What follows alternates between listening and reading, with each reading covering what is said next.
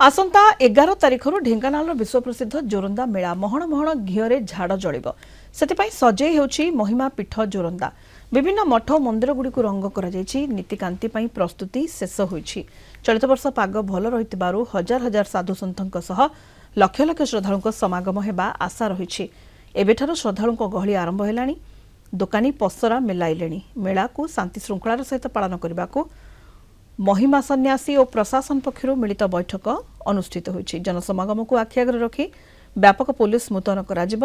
आलोकीकरण पानीय जल परिमल उपरे गुरुत्व दिया जाइछि। सुविधारे दर्शन करबा सह परिवार नहीं आसुथिबा पर्यटक श्रद्धालु माने किपरि शांति श्रृंखलार सहित मेला देखि पारिबे सेथिपाई समस्त व्यवस्था करा जाइछि।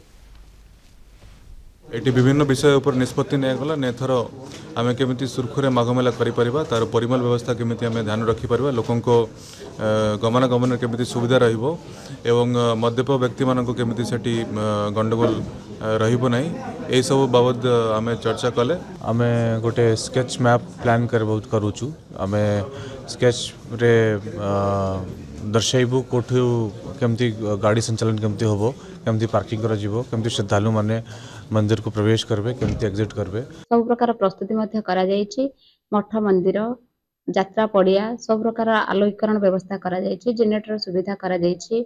पानीय जल खाउटी द्रव्य जाळनी काठ नियंत्रण कक्ष सब प्रकार व्यवस्था में करिछु। माघ शुक्ल चतुर्दशी रे धुनि स्थापन करथिले सेई दिन ठारू प्रति वार्षिक ए माघ शुक्ल चतुर्दशी एवं पूर्णिमा 2 दिन व्यापी वर्तमान आनुषंगिक भाव में आउ गोटे दिन जोड़ी हो गलानी 3 दिन व्यापी अनुष्ठान अनुष्ठित हम। जोरंदा मेला विश्व प्रसिद्ध भिड़ हम बोली आगु आम से आसिक आगु देखी जाऊँ एठिकी निरोला जी आसी देखा देखी कर बाबा मान परिवार सुख शांति रे रहिबो।